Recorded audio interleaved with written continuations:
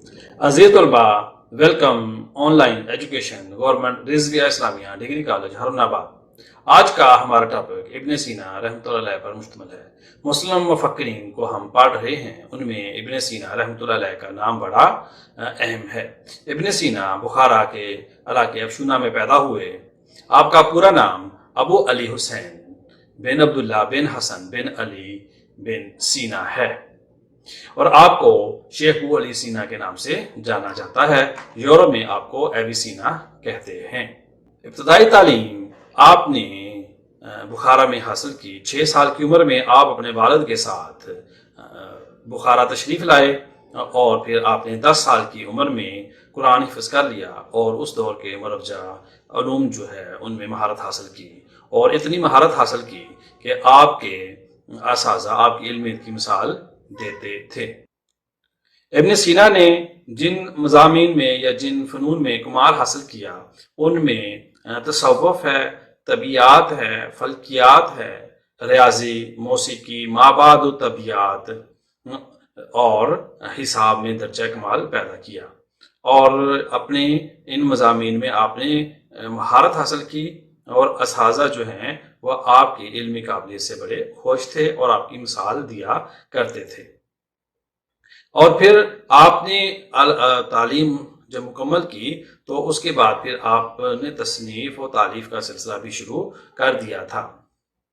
आपकी मशहूर किताब जो है वो अल शिफा है, जिसकी 18 जिल्दें हैं और 100 से ज़ायद किताबें जो हैं वो आपने लिखी। कुछ अहबाब जो हैं वो आपकी किताबों की तादाद 350 से ज़ायद भी करार देते हैं। शफा या बुक ऑफ हीलिंग जो है उस किताब में आपने तबियात, माबाद तबियात, बियोलॉजी, तिब ऐसे मौज़ूआत पर आपने सैर हासिल गुफ्तगू की है और जिसके 18 जल्दें हैं और जो 500 साल तक यूरोप के तालीमी इदारों में पढ़ाई जाती रहीं और उनके तराजम यूरोप की तमाम ज़ुबानों में किए गए। यूरोप में आपको एविसीना के नाम से जाना जाता है। अगर आप एविसीना के नाम पर सर्च करेंगे तो आपको अबू अली सीना के तहकीकी काम और उनकी इल्मियत के बारे में मालूमात दस्तयाब हो जाएंगी। इब्न सीना बड़े अपने फ़नून के बड़े माहिर थे और फिर आप अपने फ़नून का लेक्चर दिया करते थे, दर्स दिया करते थे। आप तिब और फ़लसफ़ा का दर्स देते थे। आप अबू रेहान अल बैरूनी के हमरा महमूद गजनवी वाली गजनी के दरबार में पहुंचे, जो उलमाए कराम और फाज़ल लोगों का बड़ा कदरदान था और जिन्होंने आपकी बड़ी पजीराई की। और उसके बाद आप अपने इलाके में वापस आ गए बुखारा और फिर आपने अपनी आखिरी ज़िंदगी जो है वो सारी जितनी अपनी दौलत जायदाद थी वो सदका कर दी, गुलाम आज़ाद कर दिए और फिर आप आखिरी उम्र में याद अल्लाह में मसरूफ़ हो गए, ज़िक्र इलाही में मसरूफ़ हो गए। आइए अब हम अबू अली सीना के तालीमी तसव्वुरात के बारे में गुफ्तगू करते हैं। इब्न सीना अक्ल और मंतकी इस्तेदलाल को इल्म के हसूल का ज़रिया करार देते हैं। वो कहते हैं कि इंसानी अक्ल जो है और फिर अक्ल को दलील के मुताबिक जब हम इस्तेमाल करेंगे, जब हम दलील से या लॉजिक से गुफ्तगू करेंगे अपनी बात को समझाने के लिए, साबित करने के लिए, तो फिर आपको सही इल्म दस्तयाब होगा। वो कहते हैं कि अक्ल ही जो है वो हवासे खमसा से हासिल करदा मालूमात को इल्म की मुनज़्ज़म सूरत में पेश करती है। देखें, हवास 5 किस्म के हैं और जिन्हें हम हवासे खमसा कहते हैं, उनसे हासिल शुदा इल्म हमारे दिमाग में पहुंचता है और जिसको हम प्रोसेस करते हैं। हमारा दिमाग उसको खुद प्रोसेस करता है, उसका तजिया करता है, उससे नताइज निकालता है और फिर उसके नतीजे में हम अपने कामों के बारे में अच्छे बुरे का फैसला करते हैं। तो इब्न सीना कहते हैं जो हवासे खमसा के जरिए हासिल शुदा इल्म है وہ بذات خود کوئی علم نہیں ہے، ان کو صحیح طریقے سے منظم شکل میں عقل ہی پیش کرتی ہے، اور کہتے ہیں علم کا جو سرچشمہ ہے عقل موثر ہے۔ اب دیکھیں فلسفے کے فیلڈ میں علم کہاں سے آتا ہے، علم کی حقیقت کیا ہے، یہ بڑا اہم موضوع ہے۔ تو ابن سینا کہتے ہیں کہ عقل موثر جو ہے وہ علم کا سرچشمہ ہے، جہاں سے علم پیدا ہوتا ہے۔ اب عقل موثر کیا چیز ہے؟ وہ کہتے ہیں کہ کائنات کا پورا نظام عقل موثر کے تابع ہے۔ عقل موثر اور ہماری عقل جب ہم آہنگ ہو جاتی ہے تو ہمارے مسائل حل ہونا شروع ہو جاتے ہیں، جس کو آپ اس طرح کہہ سکتے ہیں کہ پوری کائنات کا نظام جو ہستی چلا رہی ہے ایک عقل کل ہے۔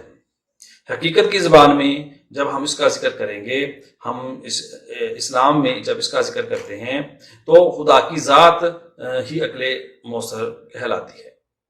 تو خدا کی ذات عقل کل ہے، اس نے ہر چیز لوح محفوظ میں محفوظ کی ہوئی ہے، تو اس کے نتیجے میں جو چیز ہم تک پہنچتی ہے وہ ہماری عقل کے ساتھ میچ کرتی ہے۔ عقل کل اللہ تعالیٰ کی ذات ہم تک علم پہنچاتی ہے۔ دیکھیں ایک علم وحی کے ذریعے پہنچتا ہے جو اسپیشل بندوں پر نازل ہوتا ہے، لیکن ہر انسان جب غور و فکر کرتا ہے، ابو علی سینا کہتے ہیں جب ہر انسان اپنے اپنے معاملات میں غور و فکر کرتا ہے، سائنسدان زیادہ غور و فکر کرتے ہیں، علماء کرام زیادہ غور و فکر کرتے ہیں، اور عام آدمی بھی اپنے ڈیلی یا روزمرہ کے مسائل میں جب غور و فکر کرتا ہے تو اسے کچھ مسائل درپیش ہوتے ہیں۔ ان مسائل کے حل کے لیے جب وہ مختلف حالات اور واقعات کا تجزیہ کرتا ہے جو کہ عقل کی بنیاد پر ہی ممکن ہے۔ جو جتنا ذہین ہوگا، جتنا جس کے پاس علم ہوگا، اتنا ہی وہ اچھا تجزیہ کرے گا اور اچھے نتائج پر پہنچ سکے گا۔ ابن سینا کہتے ہیں کہ علم جو ہے وہ عقل موثر کے ساتھ جب ہم آہنگ ہو جائے گا تو پھر وہ علم پیدا ہو جائے گا یا علم ہمیں حاصل ہو جائے گا، ہمارے مسئلے حل ہو جائیں گے۔ اچھا، اب وہ عقل موثر کے ساتھ جب علم ہم آہنگ ہوتا ہے تو وہ اس کو پھر وہ چھٹی حس کہتے ہیں۔ ابن سینا کہتے ہیں کہ عقل موثر انسان کے طبعی میلان اور فطری رجحان کے ساتھ ہم آہنگ ہو کر چھٹی حس کی صورت اختیار کرتی ہے اور علم حاصل ہوتا ہے۔ انسان کا فطری رجحان ایپٹیٹیوڈ کیا ہے؟ وہ کن کاموں میں خوشی محسوس کرتا ہے یا جن دلی طور پر ہم پسند کرتے ہیں، تو پھر ہم اس میں بہت زیادہ محنت بھی کرتے ہیں، غور و فکر کرتے ہیں اور اپنے مسائل حل کرنے کی کوشش کرتے ہیں۔ تو ابن سینا کہتے ہیں کہ عقل موثر انسان کے طبعی، انسان کے قدرتی رجحان کے ساتھ ہم آہنگ ہو کر چھٹی حس کی صورت اختیار کرتی ہے اور علم حاصل ہوتا ہے۔ ہمیں نئی چیزیں ہم دیکھتے ہیں دنیا میں ایجاد ہوتی ہیں، دنیا میں نئی چیزیں ایجاد ہو کر سامنے آتی ہیں، مسائل حل ہوتے ہیں، اور ان مسائل کی وجہ سے جو فوائد ہمیں حاصل ہوتے ہیں، ان مسائل کو حل کرنے کے نتیجے میں جو نئے فوائد حاصل ہوتے ہیں، وہ سارے کے سارے جو ہیں وہ عقل موثر سے ہم آہنگ ہونے کا نتیجہ ہے۔ لیکن اس کے لیے ضروری ہے کہ ہم غور و فکر کریں، دماغ کو استعمال کریں، اور اس عقل موثر کے ساتھ یا اپنے ذہن کو قدرت اس کائنات کی جو عقل کل ہے اس کے ساتھ ہم آہنگ کرنے کی کوشش کرتے رہیں۔ ابن سینا کا تصور قدر اللہ تعالیٰ کی حاکمیت کے گرد اور انسان کی عبودیت کے گرد گھومتا ہے۔ انسان کو یہ بات یاد رکھنی چاہیے کہ وہ اللہ کا بندہ ہے۔ جس طرح دوسری مخلوقات اللہ تعالیٰ نے پیدا کی ہیں، ویسے ہی انسان کو اللہ تعالیٰ نے بھی پیدا کیا ہے اور اس کو اپنا نائب بنایا ہے، اپنا عبد بنایا ہے، اور ہمارا خالق مالک، ہمارا کریٹر اللہ تعالیٰ ہے، اور اللہ تعالیٰ نے جو احکامات دیے ہیں ان احکامات پر عمل کرنا ہماری ذمہ داری ہے۔ ابن سینا نے نظام تعلیم میں انسان کی عبودیت اور اللہ تعالیٰ کی حاکمیت کے تصور کو اس طریقے سے شامل کرنے پر زور دیا ہے کہ انسان کے دل میں یہ باتیں راسخ ہو جائیں کہ اللہ تعالیٰ ہمارا حاکم، خالق، مالک ہے۔ آج کے لیکچر کو ہم دہرا لیتے ہیں۔ ابن سینا بخارا، آج کل وسطی ایشیا کے ریاستوں کا ایک شہر ہے، اس کے علاقے افشونہ میں پیدا ہوئے۔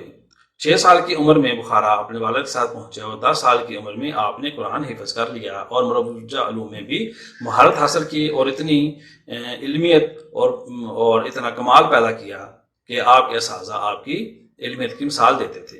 اور جن مضامین میں اور شعبوں میں آپ نے کمال پیدا کیا، درجہ مہارت حاصل کیا، ان میں طبیعت، ما بعد طبیعت، میٹر اور نان میٹر، بیالوجی یعنی حیاتیات، طب یعنی میڈیکل سائنسز، حساب، ہندسہ وغیرہ میں آپ نے کمال درجہ کی مہارت پیدا کی، اور پھر ان علوم کو آپ نے آگے بھی اپنے شاگردوں کو درس دیا۔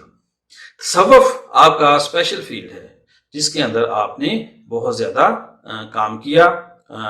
آپ تصوف اور طب کی باقاعدہ تعلیم دیا کرتے تھے۔ آپ کے تصور تعلیم میں سب سے اہم بات یہ ہے کہ آپ کہتے ہیں کہ علم حاصل کرنے کا سب سے بہترین ذریعہ عقل اور استدلال ہے۔ استدلال دلیل جو جدید سائنٹیفک میتھڈ کی بنیاد ہے۔ جدید سائنٹیفک میتھڈ آپ کے اسی جو ہے وہ استدلال یا لاجیکل تھنکنگ کے بنیاد پر قائم ہے، اور آج جدید علوم جتنے بھی دریافت ہوئے ہیں وہ اس سائنٹیفک جو طریقہ کار ہے اس کی مرہون منت ہے۔ اس کے بعد آپ کہتے ہیں کہ جو ہماری عقل ہے وہ حواس خمسہ سے حاصل شدہ علم کو پروسیس کرتی ہے، منظم صورت میں علم کی صورت میں پیش کرتی ہے۔ حواس خمسہ جتنی معلومات اسے ملتی ہیں اسے ایک منظم علم کی صورت میں پیش کرتی ہیں۔ پھر آپ کہتے ہیں کہ علم کا مؤثر ترین ذریعہ عقل مؤثر ہے۔ اب دیکھیں، علم کا ذریعہ عقل اور استدلال ہے، اور حواس جو ہے وہ علم کو دماغ تک پہنچاتے ہیں، اور عقل جو ہے اس کو منظم صورت میں پیش کرتی ہے۔ اب آگے آپ کہتے ہیں کہ جو صحیح ترین علم ہے وہ عقل مؤثر کے ساتھ ہم آہنگ ہونے سے ہمیں ملتا ہے۔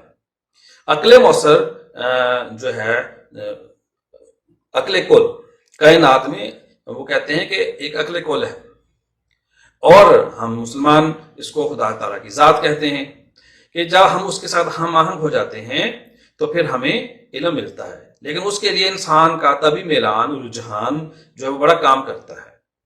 آپ کہتے ہیں کہ انسان کا جو طبی میلان رجحان جو ہے وہ چھٹی حس کی صورت اختیار کرتا ہے، جس سے علم پیدا ہوتا ہے اور ہم تک علم کے دروازے کھلتے جاتے ہیں۔ اور اس کے بعد آپ کا جو تصور قدر ہے وہ اللہ تعالیٰ کی حاکمیت اور انسان کی عبودیت کے گرد گھومتا ہے۔ آپ کہتے ہیں کہ اس کائنات کا خالق مالک رازق اللہ تعالیٰ ہے، اور انسان دوسری تمام مخلوقات کی طرح ایک مخلوق ہے جس کو اللہ تعالیٰ نے اپنا نائب بنایا ہے، اور اس نائب کی وجہ سے اب یہ عبد ہے، اور جب وہ اللہ کا بندہ ہے تو اس کو بھی اللہ کے احکامات پر عمل کرنا ہے۔ آپ کہتے ہیں کہ نظام تعلیم میں سب سے اہم چیز جو ہمارا سلیبس ہے، جو ہمارا نصاب ہے، اس کے اندر یہ بات اہم ہونی چاہیے کہ اللہ تعالیٰ کی حاکمیت اور انسان کی عبدیت کے بارے میں کلیئر کٹ یا صاف الفاظ میں بچے کو یہ باتیں بتانی چاہیے۔ یہ ہمارے نصاب کا حصہ ہونی چاہیے۔